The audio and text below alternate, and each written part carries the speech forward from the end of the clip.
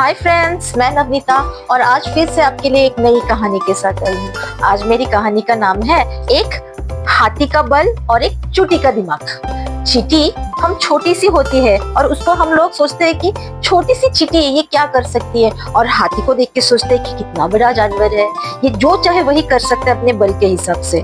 तो एक दिन की बात है, एक हाथी था और उसे अपने बल का बहुत घमंड था और पूरे जंगल में हर प्राणी को तंग करता था कि कभी किसी के पीछे दौड़ता था, कभी किसी को डराता था, कभी किसी का पेड़ हिलाता था। इस तरह से पूरा जंगल उस हाथी के आतंक से थक गया था कि आज हाथी क्या करता है, आज हाथी क्या करता है।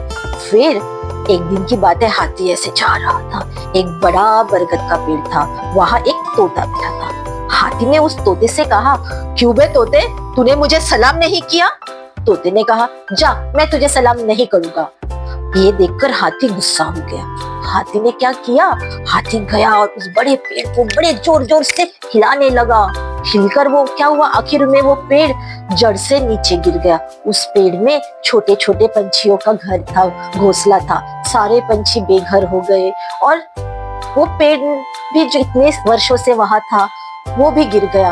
वो पेड़ दुखी हो गया, उस पेड़ में रहने वाले पंछी बेघर हो गए, उस पेड़ में जो छोटे छोटे जानवर रहते थे वो भी बेघर हो गए, गिलहरियों का घर चला गया।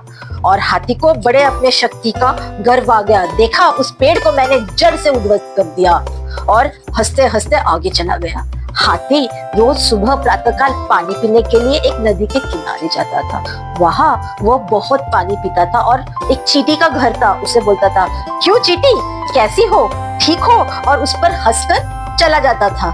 एक दिन की बात है, सुबह हाथी पानी पीने गया।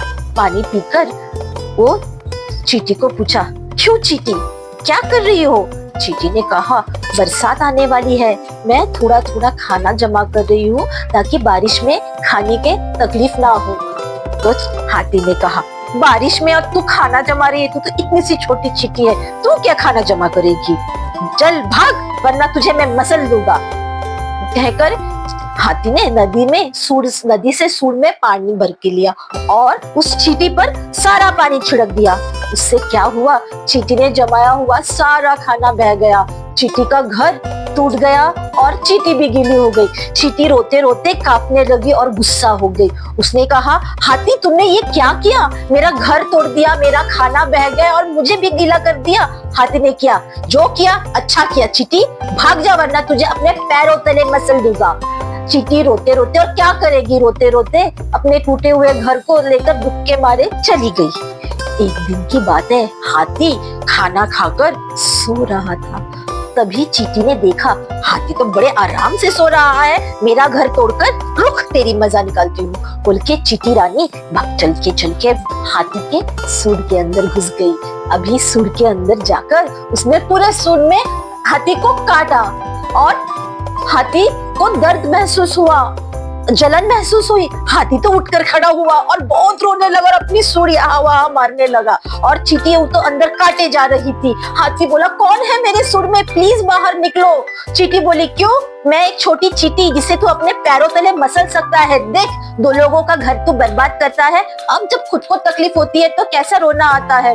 तभी हाथी ने अपनी गलती समझी और उसने चींटी से कहा, चींटी रानी मैं आपसे वादा करता हूँ जिंदगी में कभी किसी को तंग नहीं करूंगा। आज आपने मुझे सिखा दिया, छोटी सी भी चींटी किस तरह मुझ जैसे हाथी को बेहाल कर सकती है। तभी वो चींटी रानी हाथी के सूंड से निकल आई। क्यों दोस्तों, आपने इस कहानी से क्या सीखा? कभी भी अपने बल का गलत प्रदर्शन नहीं करना चाहिए, कभी भी किसी को छोटा या बड़ा नहीं समझना चाहिए। एक छोटी सी चींटी ने उस बड़े हाथी को हिला दिया ना, तो हमेशा लोगों के प्रति कृतज्ञ रहना चाहिए और सबको भगवान ने एक जैसा बनाया है, ये समझना चाहिए। और अगर आपको मेरी कहानी पसंद आई तो मेरी इस चैनल को सब्सक्राइब कीजिए, लाइक कीजिए और बेल आइकन दबाइए। Thank you.